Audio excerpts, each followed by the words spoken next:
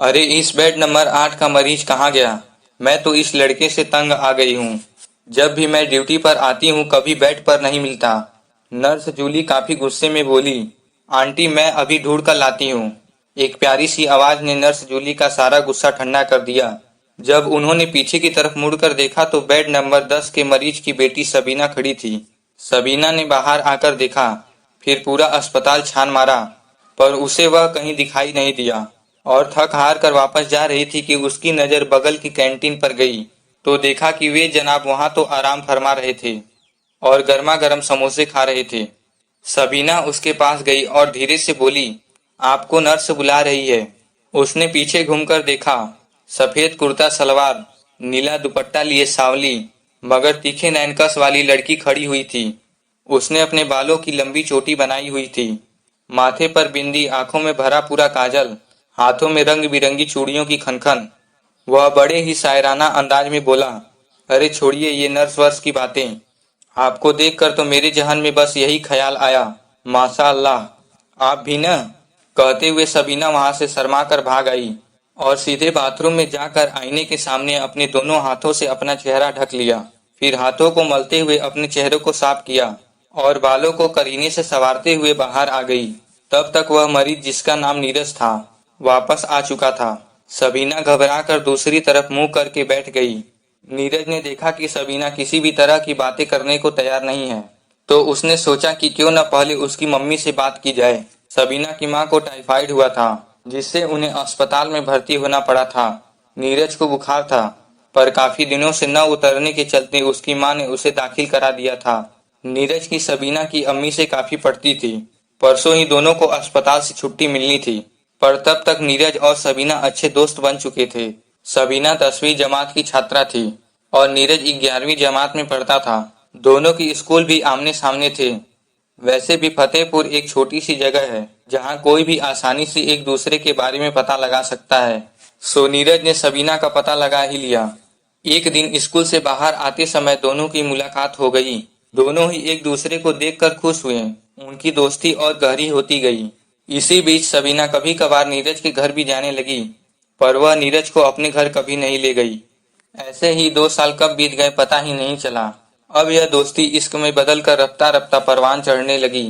एक दिन जब सबीना कॉलेज से घर में दाखिल हुई तो उसे देखते ही अम्मी चिल्लाते हुए बोली, तुम्हें बताया था ना कि तुम्हें देखने के लिए कुछ लोग आ रहे हैं, पर तुमने वही किया जो 2 साल से कर रही हो। तुम्हारी जोया आपा ठीक ही कह रही थी, तुम एक लड़के के साथ मुंह उठाए घूमती रहती हो। अम्मी आप मेरी बात तो सुनो। वह लड़का बहुत अच्छा है, मुझसे बहुत प्यार करता है। एक बार मिल कर तो देखो। वैसे तुम उससे मिल भी चुकी हो। सबीना एक ही सांस में सब कुछ कह गई। वैसे अम्मी अब्बू कौन होते हैं? हमारी निजी जिंदगी का फैसला करने वाले। कभी दुख तकलीफ में तुम्हारी खैर पूछने आए, जो आज इस पर उंगली उठाएंगे। हम मरे या जिए उन्हें कोई फर्क पड़ता है क्या? शायद आप भूल गई हो, पर मेरे जहन में वह सब कुछ आज भी है। जब अब्बू नई अम्मी लेकर आए थे तब नई अम्मी ने अब्बू के सामने ही कैसे हमें जलील किया था। इतना ही नहीं हम सभी को घर से बेदखल भी कर दिया था। तभी जोया आपा घर में आई। अरे जोया, तुम ही इसको समझाओ, मैं तुम दोनों के लिए जल्दी से चाय बनाकर लाती हूँ। ऐसा कहते हुए अम्मी रसोई घर में चली गई।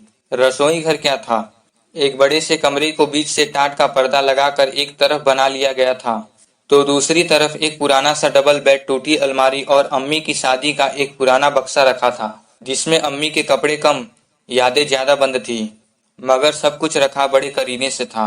तभी अम्मी चाय और बिस्कुट लेकर आई और सब चाय का मजा लेने लगे। सबीना यादों की गहराइयों में खो गई। वह मुश्किल से 6 से 7 साल की थी जब अब्बू नई अम्मी लेकर आए थे। वह अपनी बड़ी सी हवेली के बगीचे में खेल रही थी। तभी नई अम्मी घर में दाखिल हुई। उसे समझ नहीं आ रहा था कि यह सब क्या हो रहा है। उसकी अम्मी हर वक्त रोती क्यों रहती है। जब नई अम्मी को बेटा हुआ तो जोया आपा और अम्मी को दखल कर उसी हवेली में नौकरों के रहने वाली जगह पर एक कोना दे दिया गया। अम्मी दिन भर सिलाई कढ़ाई करती और जोया आपा भी दूसरों के घर का काम करती, तो भी 2 वक्त की रोटी मुहैया नहीं हो पाती थी। अम्मी 30 साल की उम्र में 50 साल की दिखने लगी थी।